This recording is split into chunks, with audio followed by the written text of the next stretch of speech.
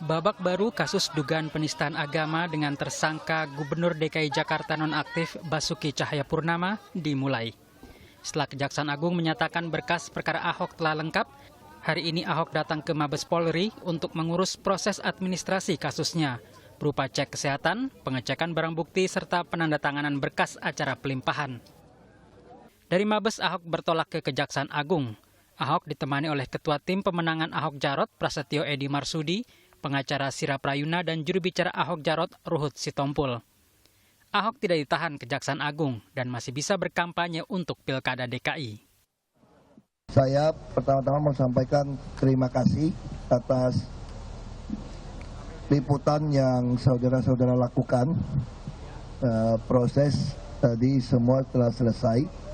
Nah, saya hanya sampaikan mohon doa supaya masalah proses ini bisa berjalan dengan adil dan terbuka, dan saya bisa cepat selesai dari permasalahan ini sehingga saya bisa memakai waktu saya untuk melayani warga Jakarta lebih baik lagi ke depan. Terima kasih. Kejaksaan Agung tidak menahan Ahok dengan alasan Ahok kooperatif selama proses penyidikan hingga pelimpahan berkas tahap 2. Bahwa penyidik sudah melakukan penyekalan dan sampai saat ini berlaku. Yang kedua, sesuai SOP yang ada di kita, apabila penyidik tidak melakukan penahanan, kita juga tidak melakukan penahanan. Yang ketiga, pendapat tim peneliti menyatakan bahwa tidak dilakukan penahanan. Selanjutnya, bahwa tersangka ini setiap dipanggil datang. Pengacara Ahok, Sira Prayuna, meminta agar Kejaksaan Agung diberi kesempatan untuk bekerja secara independen.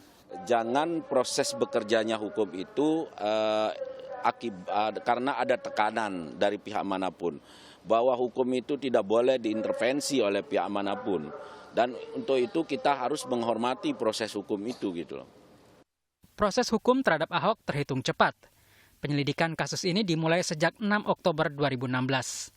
Pada 16 Oktober 2016, penyidik memutuskan menaikkan status ke tingkat penyidikan dan menetapkan Ahok sebagai tersangka.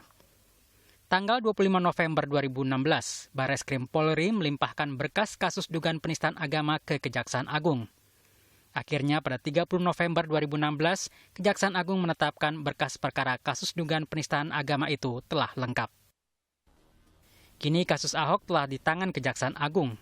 Kejaksaan Agung dituntut profesional dan harus mampu membebaskan diri dari segala intervensi politik. Tim Liputan, Kompas TV.